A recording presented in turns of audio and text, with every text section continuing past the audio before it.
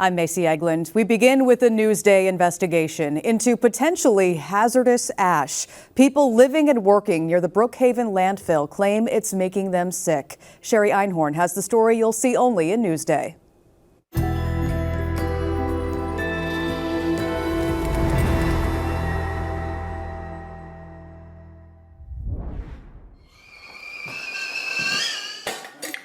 Allegations of potentially hazardous ash being delivered to the Brookhaven landfill are deeply disturbing to residents who live and work in and around the landfill, who have been complaining for years about the health impact. Do you think your cancer is from the Brookhaven landfill? No doubt in my mind. No doubt in my mind.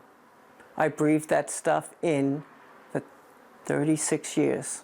Terry Palermo spent more than 30 years as a special education teacher at the Frank P. Long Intermediate School in North Bellport. She survived lung and breast cancers, both of which she blames on exposure to chemicals and odors from the landfill. She's part of a group suing Brookhaven. I just want somebody to acknowledge what's going on up there. Take accountability. According to the State Department of Environmental Conservation and Brookhaven town officials, there is no evidence that ash dumped at the Yaphank facility caused harm. The town hasn't said when it will stop accepting the ash from Covanta.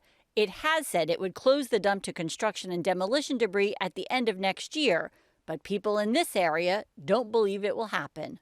We always get told that the landfill is going to get closed. I've been here my whole entire life. I've heard it so many times. Homeowners here also blamed the DEC for not seeing or for ignoring what was allegedly happening. What about the responsibility to the community? Who has borne the burden for Long Island's waste for 50 years? When is enough enough? Back in 2021, 2 years after the whistleblower lawsuit became public, Governor Kathy Hochul announced a comprehensive DEC investigation into ash mixing at the Covanta plant. It is still underway.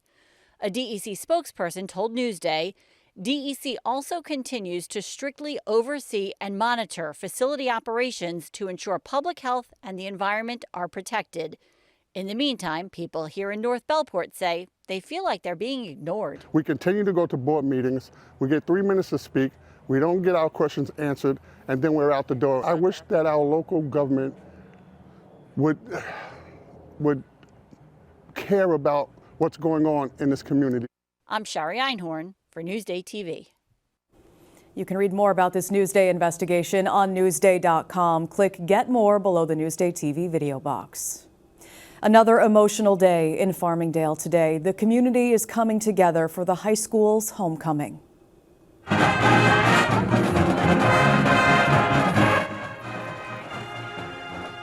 Farmingdale High's band rehearsed last night, and tonight they'll perform for the first time publicly since the bus crash last month. Some band members are still recovering, so marching will be limited.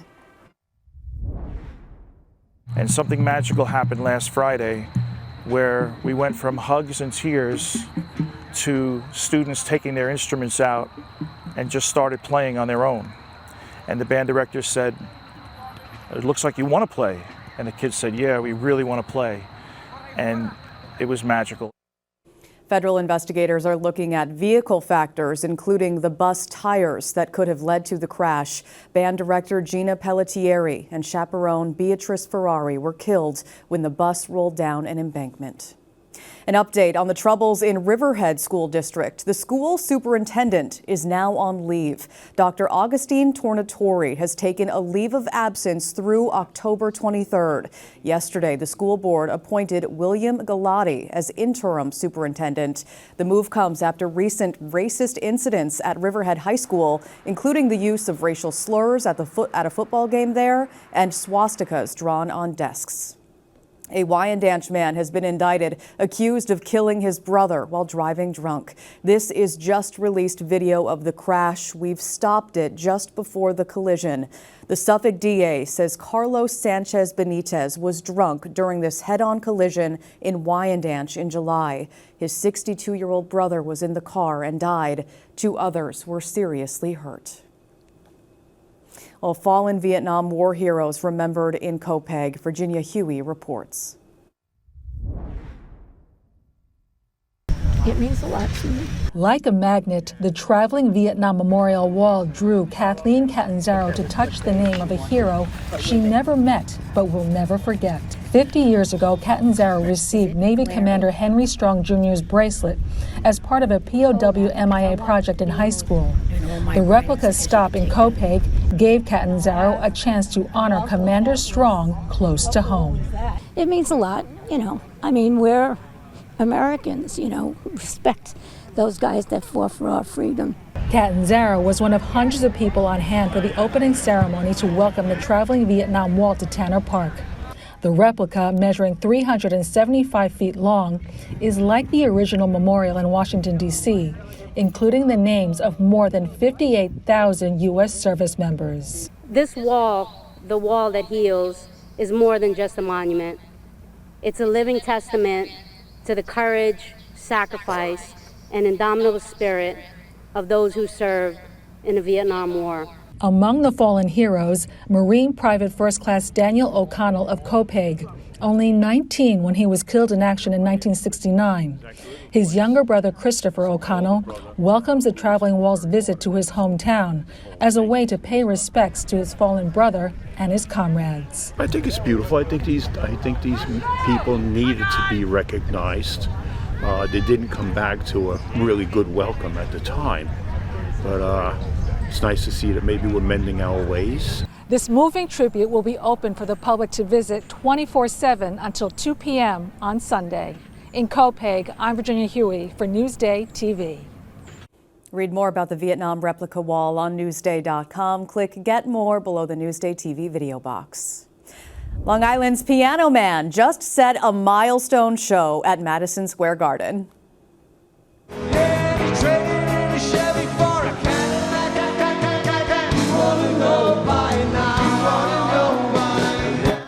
Billy Joel will perform the 100th show of his residency on March 28th. This is Joel's final monthly residency concert at the Garden.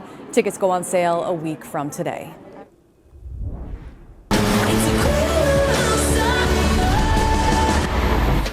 All right, Swifties, have you scored your tickets? AMC says global advance ticket sales have surpassed $100 million for Taylor Swift's Eras Tour.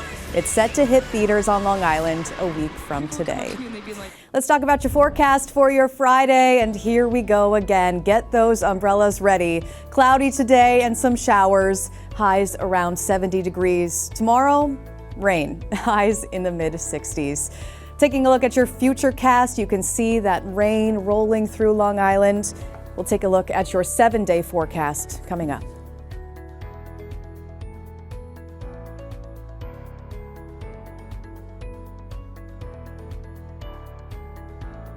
Long Island weather is brought to you by Home Tax Saver, PTRC Incorporated. We continue to mark Breast Cancer Awareness Month with a look at Cancer Thrivers. The local group is helping to inspire those battling the deadly disease. Elisa DiStefano has the story you'll see only in Newsday. A lot of people use the word hope around breast cancer, and I always felt like that was not big enough for me. Stephanie Seaban was diagnosed with stage 4 metastatic breast cancer almost 13 years ago. I was only 31 years old, and to be diagnosed at stage 4 was shocking. I've always been really stubborn, and I was really determined to overcome the odds. So when they gave me like 36 months tops, I was determined to overcome that. 36 months, and that was 13 years ago. Almost 13, yep. I kind of made it my new life's mission to help other people. She began blogging and started a small business, a brand called Thrive Gang, that she now runs out of her St. James home. I think words are powerful. So wearing something on my chest every day that I'm a thriver is a constant reminder. Yeah. Stephanie also runs retreats for women with stage 4 cancer. She brings in other cancer thrivers to teach and inspire, including holistic health and energy coach Wes Berry's Jenna Bradshaw. I teach them that you can thrive in your health and your life. Even if you are going through cancer, it doesn't have to be a death sentence. And then exhale, letting it go. In addition to retreats, Jenna holds her own Cancer Thrivers circles and classes here at Spirit and Soul Studio in Babylon. She also wrote a book to help others, A Survivor's Story, a holistic healing journey through cancer. I didn't have these tools going through my journey, and I want to be able to share that with other people of the things that I learned that helped me tremendously through the healing journey. I think we're all on a journey. I've made it my life's work to help others and to just inspire them that, you know, if one person can surpass the odds, it's possible, right? And there's not just one person, it's not just me. And if we can be given the worst case scenario, I believe we should be given the best case scenario too. Elisa DiStefano, NewsdayTV. You can read more about the Cancer Thrivers on Newsday.com. Click Get More below the Newsday TV video box.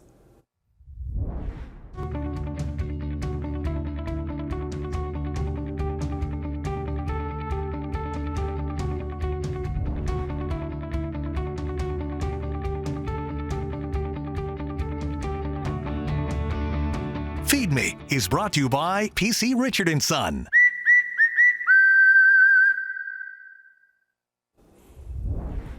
There's some of the best pupusas on Long Island. Andy Berlin takes us to La Tapachulteca in today's Feed Me TV.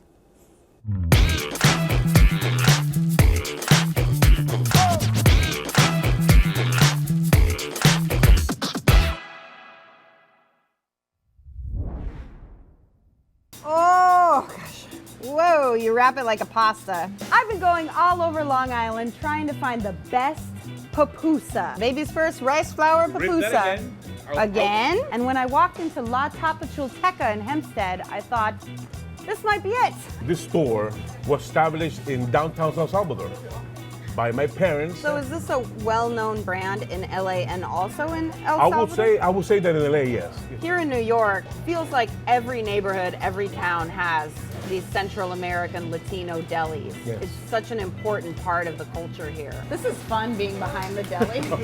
This is the empanada for all the Latin America, and that's a yuca patty. It looks like a hash brown and it tastes like a dessert. To begin talking about Salvadorian food, you need to mention papusas first, right? Which is just a corn-based stale tortilla.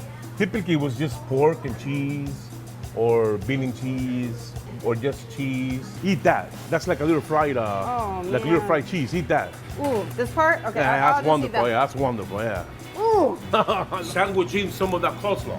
Oh, sandwiches. There you go. That's This is the technique. I'm gonna try to make the papusa. I don't know if I could do it. I made a matzo ball before. Oh, no, it broke. Oh, no. I just typey, you know. I'm good at this. I don't know about that. There are two different types of pupusas. There's corn flour and rice flour, yeah. right? The rice flour is so much crispier. It's just got this like crackly, crispy edges, whereas the corn is more just kind of soft and comforting, but this is zippy. Do you think the pupusa is the icon of El Salvador, like the taco of Mexico, Definitely. the pizza of New Definitely. York? A good pupusa is really delicious. It's right there next to a really good taco. That is so good. How many can I eat? Looks great. And for more on the best pupusas, go to Newsday.com. Click Get More below the Newsday TV video box. A waste management company in Nassau disposed of suspicious ash at a Suffolk landfill for nearly a decade. Newsday investigates how one whistleblower put it all together. Buried secrets, now available at Newsday.com. I'm Macy Eglin. Thanks for watching. Hope you have a great Friday. We'll leave you with a look at your hyperlocal 7-day forecast.